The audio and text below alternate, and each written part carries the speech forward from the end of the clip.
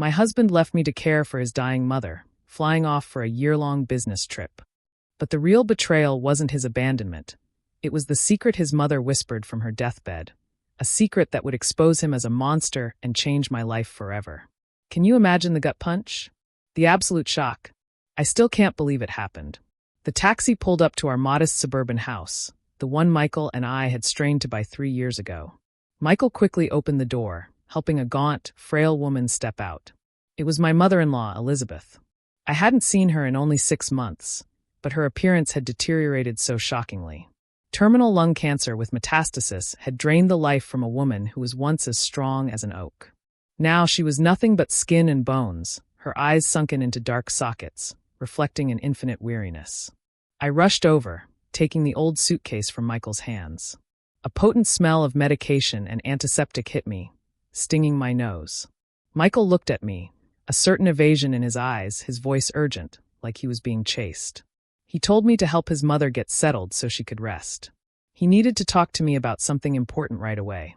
I escorted Elizabeth to the small downstairs bedroom I'd cleaned meticulously the day before. She sat on the edge of the bed, her breathing a heavy, wheezing gasp like the bellows of an old forge. She took my hand, her rough, callous skin brushing against mine. She said nothing, only looking at me with a strange expression, a mixture of pity and resignation.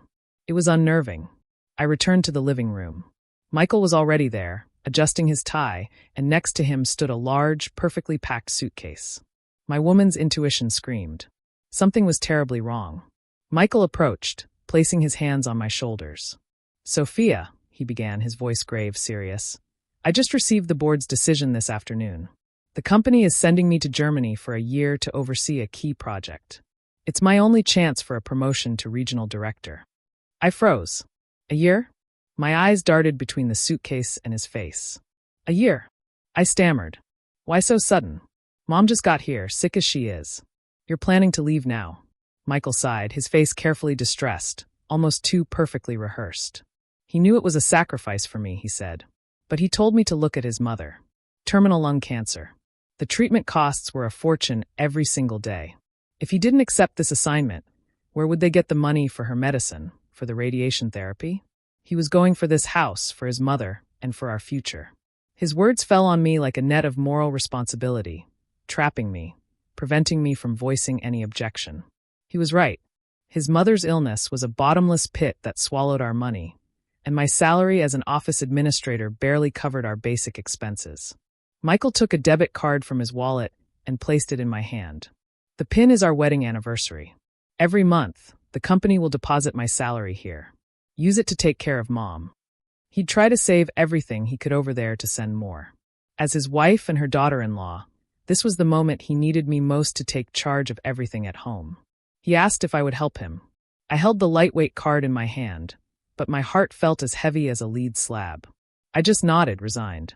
Michael gave me a quick hug. The cologne emanating from his shirt wasn't his usual scent of sweat and hard work. It had a distant, almost opulent touch. He had to go, or he'd miss the red-eye flight. He was leaving everything in my hands. The sound of the suitcase wheels rolling across the tile floor, then the engine of a cab driving away in the rain, were the last sounds I heard from him. The house fell into a terrifying silence. I stood paralyzed in the middle of the living room, feeling loneliness envelop me. I went back to my mother-in-law's room. Elizabeth was still sitting there, her back propped against the headboard, her clouded eyes fixed on the dark window. She didn't ask where her son had gone, nor did she cry or try to stop him. She just let out a sigh, a sound as fragile as a dry leaf being stepped on. "He's gone, daughter," she said in a hoarse voice. I tried to hold back tears and went to cover her with the blanket. "Yes, he went on a business trip to earn money for your treatment. Don't worry, Mom. I'm here to take care of you." Elizabeth turned to look at me. Her gaze no longer reflected weariness, but a compassion so deep it made me shudder. She whispered, "You poor thing, my child. He's gone. Consider him gone for good." At that moment, I thought she was referring to Michael's long trip. I couldn't have known that in that ambiguous phrase, she was referring to a definitive departure, that of the humanity of her own son, the one she had brought into the world. Outside, the rain continued to pour, washing away the last traces of Michael, leaving the sick old woman and me alone in that empty house. 3 months passed. They felt like 3 centuries. My life had been turned upside down, trapped in a relentless cycle. The office, the hospital, and the kitchen, perpetually smelling of medicine. My mother-in-law's health deteriorated faster than expected. Gut-wrenching coughing fits tormented her day and night, preventing me from getting a single full night's sleep. Every morning, I arrived at the office with dark circles under my eyes and my spirits crushed. My boss had already reprimanded me twice for being late and for my lack of focus. But what could I do when every morning I had to clean her, change her adult diapers, and feed her pureed meals before I could leave the house? The money on the card Michael left me barely amounted to $500 a month. He claimed part of his salary was being withheld for work insurance or some bureaucratic process. With $500, I could barely cover the diapers and some painkillers not covered by her insurance. All the expenses for food, bills, and daily life came from the small savings account I had been building since I was single. Every Sunday night, Michael would video call. It was a moment I both anticipated and dreaded. On the phone screen, Michael always appeared against a pristine white wall, or sometimes in the corner of a quiet coffee shop. He always complained. It was so cold there, the work was so stressful. He had meetings late into the night. He had no time to even rest. I looked at his face on the screen, his skin rosy, his hair perfectly styled, a stark contrast to my own disheveled and gaunt appearance. I wanted to scream, to tell him about the sleepless nights patting his mother's back, the time she had vomited blood, leaving me terrified. But seeing his expression of a busy, important man, I swallowed my complaints. One night, while searching for my mother-in-law's old medical records for her next radiation session, I remembered that Michael had scanned and saved some documents on his old laptop, which he had left at home. It was a computer he rarely used, tucked away in a closet because he said it was too slow. I plugged it in, turned it on, and the screen lit up, displaying the family folders. I found the medical file and was about to email it to myself to print. But when I opened the Chrome browser, Michael's Google account was still logged in. Perhaps in the rush of his departure, or because he thought I was technologically illiterate, he had forgotten to sign out. A small notification popped up in the top right corner of the screen. Google Photos has synced 12 new photos. Out of curiosity, and also because I missed my husband, I clicked to see them. I thought they would be pictures of snow in Germany, or of him with his foreign colleagues. But they were not. What I saw was the deep blue of the sea and sky, a radiant and stunning landscape. The most recent photo had been taken just 2 hours ago. It showed a lavish seafood platter with a huge red lobster next to a glass of sparkling wine. The location tag read, "A 5-star resort in Miami." My heart lurched. My hand on the mouse began to tremble. I scrolled to the next photo. It was the back of a young woman. She was wearing a bright orange bikini, lying on a lounge chair with a cocktail in her hand, posing in a way that oozed sensuality and enjoyment. Though it was only her back, I instantly recognized her light brown hair with large curls. It was Natalie, the former colleague from the marketing department whom Michael had introduced to me at the company Christmas party the previous year. At the time, he had said she was a very dynamic girl, that he considered her a little sister. I kept scrolling. Tears began to well up, blurring the images on the screen. The third photo was a shirtless selfie of Michael wearing sunglasses, grinning from ear to ear. Behind him was an infinity pool, and the silhouette of that girl swimming. There was no Germany, no key project, no snow, no late nights working. Only Miami, golden sun, blue sea, expensive seafood, and a mistress. While I was here, in this house that reeked of sickness and death, cleaning up after his dying mother, counting every penny to buy her soft food, he, the husband I trusted blindly, was using the money he claimed was being withheld to fund a lavish and debauched affair. I slammed the laptop shut. The sharp snap echoed in the silent night. The initial pain quickly gave way to a nausea that rose in my throat. I looked at my hands. The same hands that moments ago were washing a towel stained with my mother-in-law's vomit. From the bedroom, my mother-in-law's cough sounded again. A guttural sound that tore at my soul. I stood up and wiped away my tears. Not because I was no longer sad, but because I knew that from that moment on, I was no longer the docile, self-sacrificing wife of yesterday. Something in me had irrevocably shifted. A storm broke over the city at midnight, bringing an icy chill that seeped through the cracks of the poorly sealed windows. In the small room steeped in the scent of medicine, my mother-in-law's breathing became a sharp whistle, like a dry leaf skittering across asphalt. Elizabeth had adamantly refused to go to the hospital to be put on a ventilator. She said she wanted to die at home, in her own bed, not surrounded by the cold, tangled tubes of an intensive care unit. I sat on the edge of the bed, wiping her forehead with a warm, damp cloth to dry the beads of cold sweat. The dim light from the nightstand lamp illuminated the ravaged, suffering face of a woman who had worked tirelessly her entire life. Suddenly, she opened her eyes. Her eyes, already clouded by illness, shone with a strange intensity, like an oil lamp burning brightest just before it goes out. She waved her bony hands in the air, searching for me. I took her hand. It was ice cold, all skin and bone, but she squeezed mine with incredible force. Her sharp nails dug into my skin, causing a sharp pain, but I dared not pull away. She looked at me, her lips moving, her ragged breath smelling of farewell. She whispered, her broken voice drowned out by the drumming of the rain on the roof. "Sophia, my child, Michael is a scoundrel. I know everything. I know where he is." My heart tightened. So she knew. The old woman, bedridden and seemingly detached from the world, knew the cruel truth I had just discovered. She hadn't said anything, not because she didn't know, but because the pain was too great to put into words. Tears welled up in the wrinkles at the corners of her eyes, sliding down onto the pillow and dampening the fabric of my shirt. She struggled to sit up, pulling me closer, whispering in my ear as if she feared someone might hear, though only 2 lonely women remained in that house. "Good daughter, listen to what your mother is telling you. After you're finished with my funeral, go back to my hometown alone. Remember, go alone. Go to the old kitchen and dig under that big ceramic crock where we used to keep the pickles in the corner. I have hidden something there for you." Her voice faded away, lost in the roar of thunder that shook the sky. The hand gripping mine suddenly went slack and fell limply to the side of the bed. Her heavy, labored breathing stopped completely. The room plunged into absolute silence, broken only by the sound of the torrential rain, as if it wanted to wash away all the suffering of a lifetime. Mom was gone. I sat there motionless, grief, anger, and her cryptic words now taking over my mind. The only person I had left in this house, my silent ally, was gone forever. Trembling, I picked up my phone and dialed Michael's number. 1 ring, 2 rings. By the 10th, no one answered. I called again and again. On the 5th try, he replied with a curt, cold text message. "I'm in an important meeting with the German partners to close a deal. Cannot talk. How is Mom?" Reading the message, a bitter laugh escaped my lips as tears streamed down my face. A meeting with German partners at 3 a.m. Chicago time?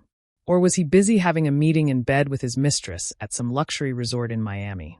Rage choked me. I typed each letter, my fingers trembling on the touch screen. "Mom passed away. Come home." The message was sent, and the read receipt appeared instantly, but the only response was a prolonged silence. Outside, the rain continued to pour, cold and indifferent, like the heart of the man I called my husband. I took my mother-in-law's cold hand again and whispered, "Mom, rest in peace. I will go back to the town. I will find what you hid. I will not let your sacrifice be in vain." Michael did not come back. It was something I had expected, but when it was confirmed, I felt a cold ash in my heart. He used the excuse that the project was in a critical phase, and that if he left now, he would have to pay a multi-million-dollar penalty. He promised to make it up to me later. At the funeral, my cell phone was solemnly placed next to Elizabeth's photograph. The screen showed a video call from Michael.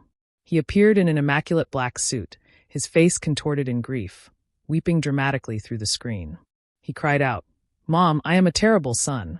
I couldn't make it back in time to see you one last time. Mother from heaven, bless me so that I may succeed and honor your memory as you deserve." The relatives and neighbors who came to offer condolences, seeing the scene, clucked their tongues in sympathy. They whispered among themselves, "Poor Michael, working so far away, he couldn't even come back for his own mother's burial. But at least he said his goodbyes. You can see he has a good heart." Some even came over to comfort me. "Be strong and handle everything for him. He left for the good of the family." I stood there, bowing my head in thanks, but inside I felt absolute contempt. I looked at the face distorted by fake grief on the screen and remembered the photos of him laughing by the pool with his mistress. His performance was so brilliant that if I didn't know the truth, perhaps even I would have been moved. But now those virtual tears only made me sick. I handled everything alone, from the funeral arrangements to the cremation and greeting the guests. I moved like a shadow through the funeral home, unable to shed a single tear in public. My tears had already dried up inside during the months of caring for my mother-in-law. After the cremation, I took the urn with the ashes and Elizabeth's portrait and headed to her hometown. According to her last wishes, she wanted to be laid to rest there. Michael had sent me a message telling me to leave the ashes in a city columbarium to make visiting more convenient. I flatly refused. I knew she wanted to go home, to the place where she was born and raised, the place where she had buried the secret of her entire life. The bus rattled along, carrying me away from the noisy, polluted city toward the quiet but melancholic Illinois countryside. My mother-in-law's old one-story house stood at the end of a reddish dirt road. The weeds had grown so high they almost concealed the entrance. The rusted iron gate creaked pitifully as I pushed it open. A smell of dampness and mustiness greeted me. I placed the urn with her ashes on the small, dust-covered mantel. I lit a candle. The smoke swirled in the silent space, creating an atmosphere of sadness and solitude. That night, I spread a mat on the floor right below my mother-in-law's altar, listening to the crickets chirping in the yard and the wind whistling through the cracks of a broken window. I couldn't sleep. Elizabeth's gaze in the photograph seemed to watch me, both stern and pleading. Her last words on that rainy night echoed in my ears. Under the ceramic crock where we kept the pickles in the corner of the kitchen, I lay there with my eyes wide open, staring at the water stains on the ceiling, waiting for dawn to unveil the last secret my poor mother-in-law had left me. I felt completely alone, but strangely, I wasn't afraid. In that desolate place, next to the ashes of a dead woman, I felt safer than in my modern city apartment, where lies and betrayal hid beneath the guise of a happy family. Just as dawn broke, with dew still blanketing the yard, I got up, took a small shovel I found in the shed, and headed to the old kitchen. It was a small building separate from the main house, abandoned for years. Cobwebs covered the entrance, and a strong smell of dampness and cold ash washed over me. In a corner, just as my mother-in-law had said, was a large, heavy ceramic crock covered in the dust of time. It was the crock she used for brining pickles. With some effort, I pushed the crock aside, revealing a packed dirt floor, damp and uneven. My heart pounded. I started to dig. The surface was hard, but as I went deeper, the soil became softer. About 2 feet down, the shovel hit something hard, making a faint metallic sound. I set the shovel aside and used my hands to clear away the dirt. It was a rusty metal tin, the kind of Danish butter cookie tin that people used to gift each other for Christmas decades ago. The tin was carefully wrapped in several layers of thick plastic to protect it from moisture. Trembling, I carried it out to the yard into the sunlight to open it. The lid was sealed with rust, and I had to use the tip of the shovel to pry it open. Inside, there was no gold or jewelry as I had imagined, only a savings passbook from a small community bank and a sealed, yellowed envelope. I picked up the savings passbook and opened it to the first page. The number written there stunned me. I almost dropped it. $150,000. I rubbed my eyes and looked again, counting the zeros carefully. Yes, $150,000. The last deposit had been recorded 5 years ago. I couldn't believe my eyes. My mother-in-law, a woman who had spent her life working the land, who dressed so frugally she couldn't bring herself to throw away a shirt with frayed shoulders. Where had she gotten this enormous amount of money? Memories flooded back. About 5 years ago, an interstate highway project had passed through the town, and a large portion of my mother-in-law's land had been acquired through eminent domain. At the time, Michael had asked her about the compensation, but she had vaguely said it was just a few thousand, which she had put in the bank for her old age and future medical needs. Michael had believed her, thinking the land in that small town was worthless. He never imagined that patch of dirt held so much value. Why did she hide it from Michael? Why did she live in poverty, saving every penny, even when she was gravely ill, without daring to use that money for better treatment? I looked at the passbook, and then at the sealed envelope still in the tin. Perhaps the answer was in there. Elizabeth had hidden that money for 5 years without saying a word to her only son. She preferred to suffer, to endure the pain, but she refused to give that money to Michael. A profound sadness washed over me. She had seen her son's true nature long ago. She knew Michael was greedy, vain, and unreliable. If that money fell into his hands, he would surely squander it on reckless schemes or a life of excess. She didn't save it out of avarice, but to leave a lifeline, a final guarantee not for him, but for me, the daughter-in-law she trusted. With trembling hands, I picked up the yellowed envelope. The glue had dried over time, and it opened easily. Inside was a document folded into quarters, a faded brown color, and a handwritten letter in purple ink. The handwriting was shaky, but still legible. I unfolded the document first. It was an adoption certificate, issued by the county clerk's office in 198X. The red seal, though faded, still had enough force to deliver a mortal blow to my mind. Names of adoptive parents: Matthew Thompson, deceased, and Elizabeth Thompson. Name of adopted child: Michael Thompson. Date of birth: August 15th, 198X. Reason for adoption: infant abandoned at the town clinic. The world seemed to spin around me. Michael was not my mother-in-law's biological son. He was an abandoned child whom Elizabeth had taken in and raised. This devastating secret had been buried for over 30 years, so deeply that not even Michael himself knew. I quickly opened the handwritten letter. It was a letter from Elizabeth, without a specific recipient. It seemed written for her own conscience, or for Michael's biological parents should they ever appear. To those who gave birth to Michael, I found him at the doors of the clinic on a stormy night. He was barely 3 days old, his umbilical cord still attached. He was crying inconsolably from hunger and cold. My husband and I couldn't have children, so we saw him as a gift from heaven and decided to name him Michael. We swore to bury this secret so he could grow up in peace like any other child, never feeling the stigma of abandonment. I have dedicated my life to loving him, to caring for him, hoping he would grow into a good man. But perhaps blood is thicker than water. The older he got, the more distant, calculating, and selfish he became. My heart aches, but I still love him because he is the only son I have. Sophia, if you are reading this, it means I am already gone. I am leaving this money to you. I know you have suffered greatly because of him. Michael is not of my blood, but you have become the daughter I value most. I don't want you to be harmed. If he treats you well, give him a part. But if he behaves like a miserable wretch, it is all yours. Consider it compensation for the youth you have wasted. My tears fell onto the fragile paper. Every word from my mother-in-law was like a knife in my heart, but at the same time, it was a balm that healed my wounds. She had prepared for everything. She had looked out for me, even from beyond the grave.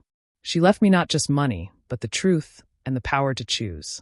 The maternal love I had so admired in her for Michael was built on the infinite kindness of a stranger. She had loved her adopted son more than her own life, but in return she received only ingratitude and coldness. I folded the letter and the certificate, placing them carefully in my purse. This truth was my weapon and my shield in the battle that was to come against my despicable husband. The secret of Michael's origin and the savings passbook with $150,000 were like a red-hot coal that both burned my soul and forged in me a will of steel.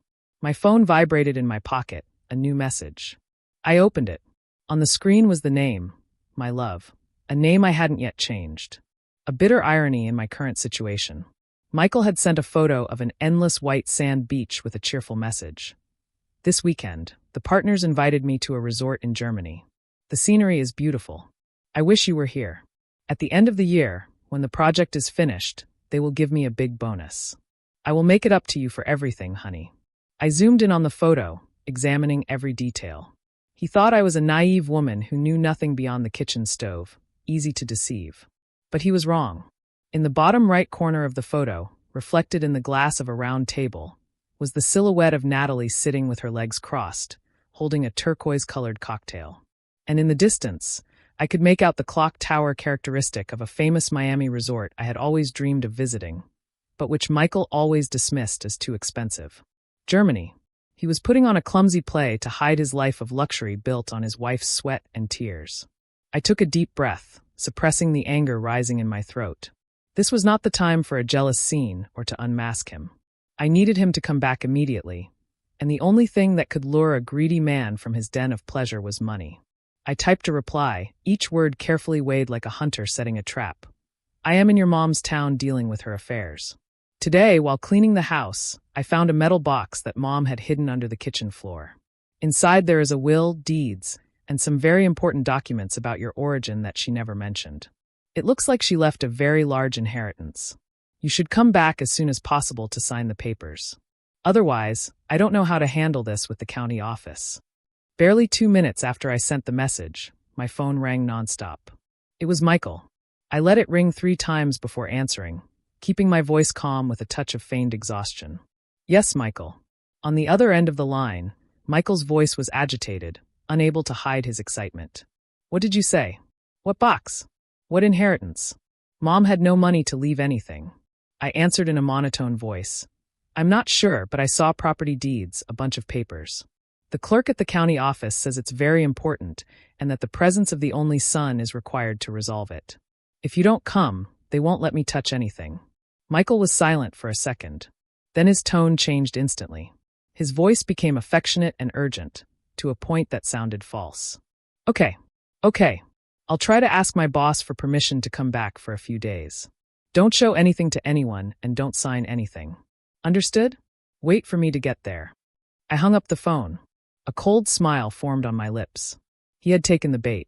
The scent of money and curiosity about the inheritance had triumphed over the charms of his mistress and the beaches of Miami. 2 days later, Michael appeared at the door of our suburban house. He was dragging his designer suitcase and entered with an air of exhaustion, feigning the fatigue of a long journey from Europe. In reality, he had only flown 2 hours from Miami. The moment he saw me, he didn't ask how I was, nor did he bother to light a candle for his mother at the small altar I had improvised. The first question that came out of his mouth as his eyes greedily scanned the room was, "Where is the metal box and the papers Mom left? Show them to me now." I was sitting on the sofa, fiddling with a cup of cold tea, calmly observing the man I once called my husband. Only a few days had passed, but he still looked impeccable, with a sun-kissed tan that contrasted sharply with my own haggard and exhausted appearance after the funeral. I put the cup down on the table and pushed a thick stack of papers toward him. Michael pounced on them like a hungry beast, but as he opened them, the greedy smile on his face vanished, replaced by astonishment and disbelief. Inside, there were no deeds or wills, but a pile of hospital bills, receipts for medication, funeral expenses, and cremation costs. I had stapled them all together neatly. The total came to $22,000. Michael looked up, glaring at me. "What is this? What are you trying to pull?" I looked him straight in the eye, my voice firm. "These are all the expenses for Mom's treatment for the last 3 months and the cost of the funeral. I had to empty my savings account and borrow money from friends to cover everything. You are her only son and the one with the good job abroad. You have to pay this amount to settle the debts. Then we can talk about the inheritance." Michael threw the bills on the table, his face flushing red. "Are you crazy? I just got here. I haven't been paid for the project yet. Where am I supposed to get that much cash right now? Besides, Mom was in a public hospital. How could it be so expensive? Medications outside the formulary. Specific treatments. Did you think they were cheap?" I growled, the resentment that had been building for so long about to erupt. "While you were vacationing in your Germany, I had to scrape together money from everywhere so Mom could pass away in peace. You haven't contributed a single cent or a single day of care. And now the first thing you ask about is the inheritance." Michael was caught. His gaze became evasive. He softened his tone, trying to reclaim his image as a responsible husband. "I know you had a tough time, but we'll sort out the money. The important thing now is Mom's will. I need to know what she left so I can take care of everything properly. Give me the real box." I saw through his dark soul. He had no intention of paying the debts. He just wanted to take whatever was left. His greed and indifference were now laid bare without the cloak of respectability he used to wear. "The box and the important documents are in a safe in her hometown," I said, standing up and brushing off my sleeves as if to remove some invisible dirt. "If you want to see them, you will have to come with me. There, before Mom's spirit, we will talk things out clearly." Michael frowned, annoyed at having to travel again, but his greed won. He nodded. "Fine, let's go. I need to light a candle for Mom, too." What a hypocritical thing to say. He wasn't going back for his mother. He was going back because he believed a treasure was hidden under the roof of that humble house. The house in the small town greeted us with a sepulchral silence. The afternoon sun cast long, uneven patches of light across the old tile floor, dust motes dancing in the air, thick with the scent of time. I led Michael to the back room where I had placed a small safe I had just bought to store the important evidence. Michael stood behind me, his breathing shallow and anxious. I turned the combination dial. The lock clicked open. I took out the yellowed adoption certificate and my mother-in-law's handwritten letter and placed them on the wooden table in the center of the room. "Look," This is what Mom wanted you to know." Michael picked up the paper. At first, his expression was one of curiosity, but soon his hands began to tremble violently. His face drained of color, going from red to a deathly pale. He read the word adoptive over and over. He stammered, unable to form a coherent sentence. "What? What is this? This is a joke. This paper is fake." I calmly poured a glass of water, my voice cold. "It's a document with the official seal of the county clerk's office from that time. Look at it closely. Mom kept this secret for over 30 years. You are not her biological son. You are a baby who was abandoned at the clinic, and she took you in." "Impossible. You are lying," Michael shouted, crumpling the paper in his hand. "I am her only son. She spoiled me rotten. How could I be adopted? It's precisely because she loved you more than her own flesh and blood that she hid it from you your whole life." I looked him straight in the eye, my gaze sharp. "But how did you repay her? You abandoned her on her deathbed to go party with your mistress. You let her die alone." Michael froze. His initial aggression vanished in the face of the overwhelming secret and the raw truth I had just revealed. He collapsed into a chair, clutching his head, his face a mask of confusion. His pride as the only son, the authority he had always assumed to decide everything in the family, crumbled in an instant. I delivered my final blow. I took out a will I had drafted myself, based on my mother-in-law's instructions, and with legal advice on inheritance rights, and placed it in front of him. Mom knew you weren't her blood, and seeing your behavior, she wrote down her last wishes. This old house and the land she leaves to me as compensation for taking care of her. As for you, I paused, watching his expression. According to the law, an adopted son has the right to inherit, but he must also assume the deceased's debts. That $22,000 debt from the hospital, plus the loan Mom took from the bank last year to fix the house, which hasn't been paid off yet, you will have to assume half of it. Michael's head snapped up, his forehead beaded with sweat. He was already drowning in debt from gambling and from supporting Natalie. Hearing that he had to take on more debt, he turned pale with fear. "This rundown house is worthless, and you expect me to take on the debts?" he shouted as calculations of profit and loss swirled in his head. "Are you trying to set me up?" "I am not setting you up. I am offering you a way out." I took the divorce papers, already signed by me, out of my bag. "Let's get a divorce. I will keep this house and assume the entire $22,000 debt. In return, you sign the papers. We will have no more ties, no shared assets or debts. You will be free, without burdens, without the responsibility of honoring someone you share no blood with." Michael grabbed the divorce papers, examining each clause. His gaze flickered, calculation reflected in every line on his face. He was weighing his options. On one hand, a debt of over $22,000, responsibility for a deceased adoptive mother, and a townhouse he considered useless. On the other, freedom, shedding the burden that I and this family had become, so he could go off with his young, attractive mistress. He cleared his throat, trying to sound magnanimous, but he couldn't hide his relief. "Are you sure? You'll take on the entire hospital debt and never ask me for alimony or anything else?"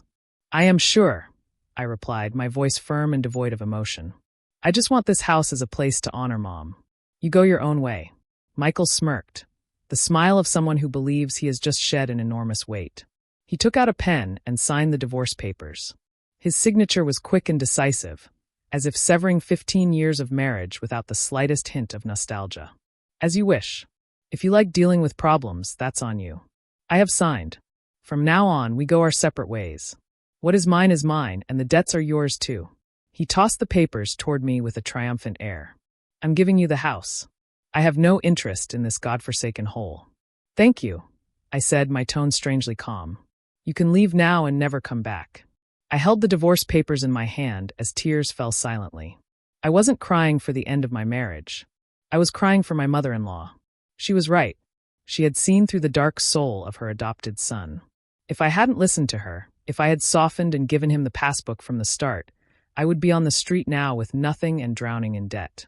He, for his immediate gratification and his desire for fleeting pleasures, had lost the most fundamental values: filial love, marital respect, and a fortune he so desperately craved. I pulled another stack of papers from the outer pocket of my purse, thick and neatly stapled, and gently tossed it to Michael. "Wait, don't leave so quickly. We have one last parting gift to sort out." Michael frowned with suspicion as he picked up the documents. He opened the first page, and instantly his triumphant smile froze and shattered. They were the detailed statements for his credit card and the bank transaction history for the last 3 months. Every figure, every party destination was clearly marked in red. "Where did you get this?" Michael's voice cracked.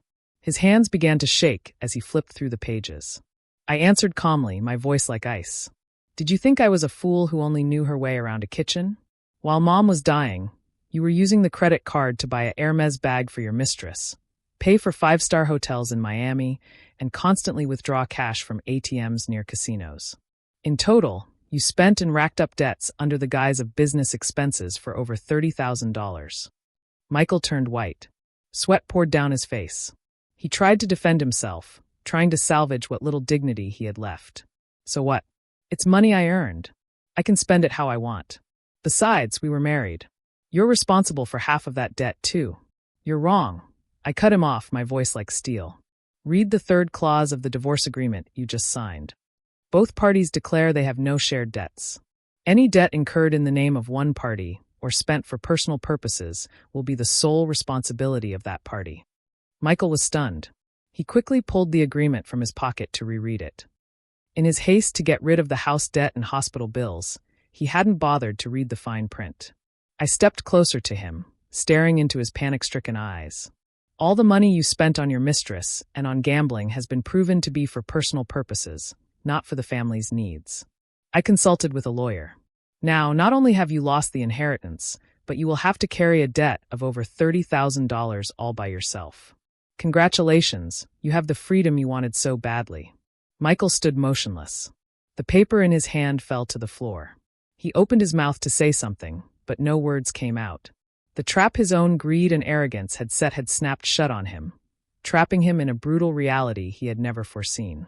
2 days later, after the divorce was finalized, I received a call from an unknown number. On the other end, a shaky, hesitant female voice, very different from the arrogant tone in the photos I had seen. It was Natalie, Michael's mistress. She wanted to meet me in a discreet coffee shop in a quiet alley. She said she had something life or death to discuss with me about Michael. When I arrived, Natalie was already there. She was hunched inside an oversized coat, her subtle makeup failing to hide her haggard look and the deep dark circles under her eyes. When she saw me, she looked down, wringing her hands nervously. She looked like a drowned, helpless kitten, not the queen who had stolen another woman's husband. I sat down across from her and got straight to the point. "What do you want? If you've come to show off your trophy, you're too late. I've already gifted him to you." Natalie looked up, her eyes red and filled with tears. She shook her head. "No, it's not that, Sophia. I want to tell you the truth. I'm not pregnant. It was a lie. It was all a charade to force Michael to marry me and get money out of him." Although I had suspected it, hearing it from her own lips sent a chill down my spine at the terrifying calculus of human beings. I smiled bitterly. "Oh, really? And now that he's broken, drowning in debt, since there's nothing left to get, you're trying to back out?" "No." Natalie nodded frantically, tears streaming down her cheeks. "I know I was wrong. I thought he was rich, but he turned out to be just a fraud, living off the money he got from you and your family.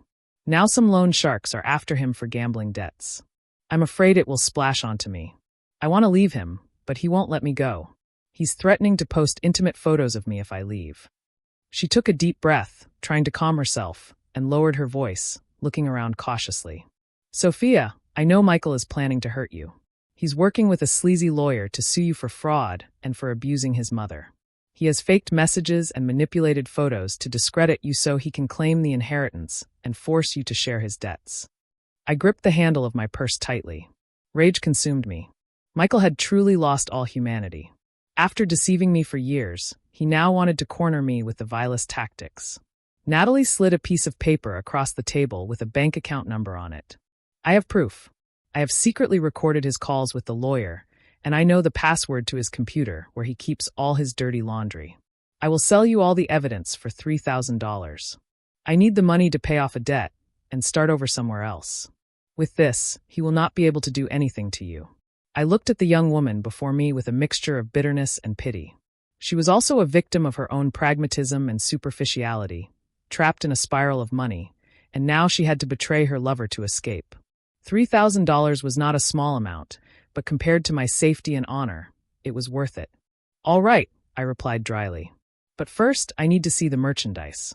If the information is valid, the money will be in your account instantly.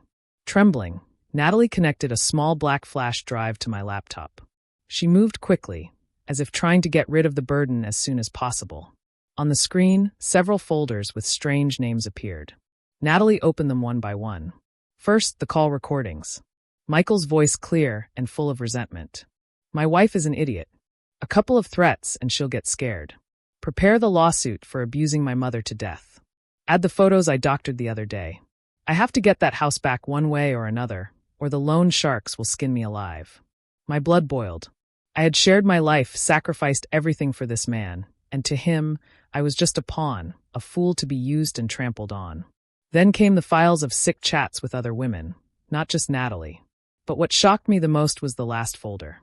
It contained screenshots and an Excel file detailing his online gambling activities, transfers of thousands of dollars every night, bets on international sites. Natalie pointed to a picture of a company seal. This is the most important thing.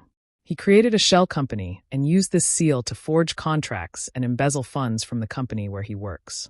He laundered the money through virtual casinos. I heard him say he has already stolen over $100,000. A shiver ran down my spine. Michael was not just a bad husband and an ungrateful son. He was a full-blown white-collar criminal. He had sunk so deep into the mire that now he wanted to drag me down with him. I closed the laptop, took out the flash drive, and clutched it in my hand. It was small, but it felt as heavy as a ton. It contained the entire sordid truth of Michael's life.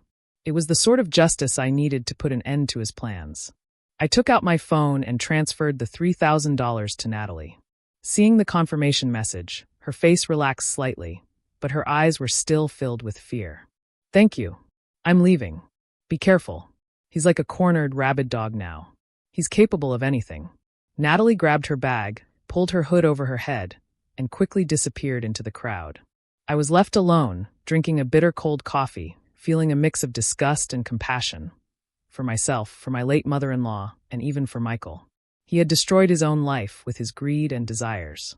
Now, with this flash drive in my possession, I was no longer the passive victim. Back home, I got to work finding the last piece of the puzzle. According to Natalie, Michael had a secret compartment behind the bookshelf in his old home office. I called a locksmith, telling him I had lost the key. After nearly an hour, he managed to open the complex electronic lock. Inside was a tightly shut metal box. I used a crowbar to force it open. Inside was a document. It was a will, but not my mother-in-law's. It was a fake one Michael had commissioned from his lawyer. In it, Elizabeth left all her assets, including the town property and the money Michael suspected she had, to her only son.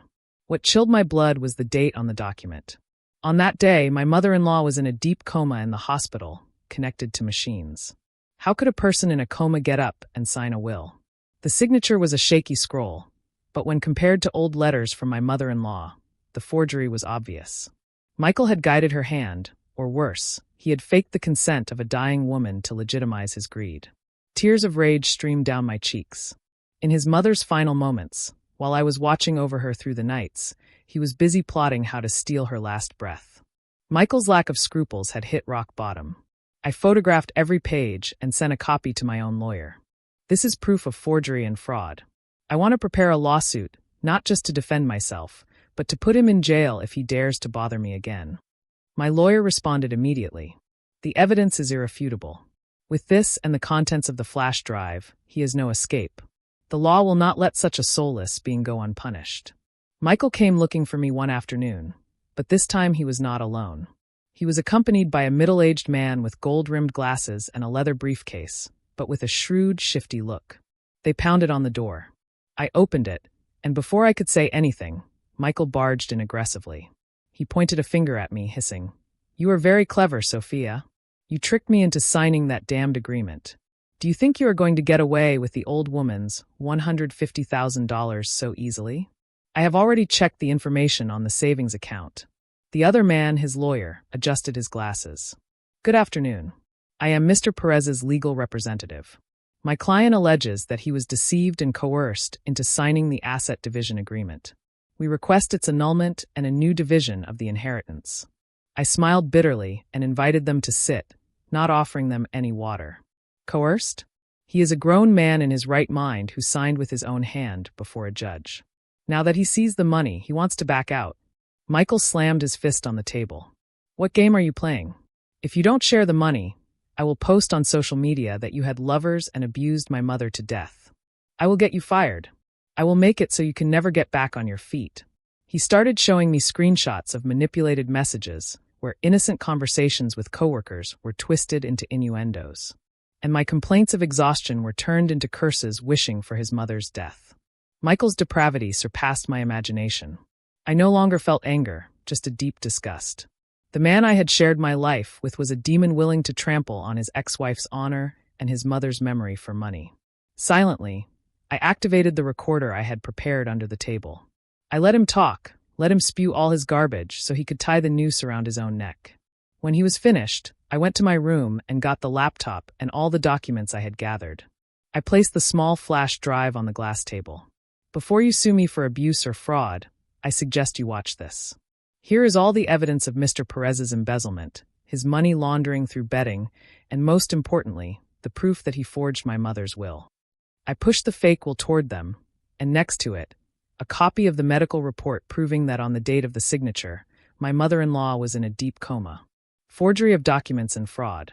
The lawyer present here will know better than I how many years in prison that carries.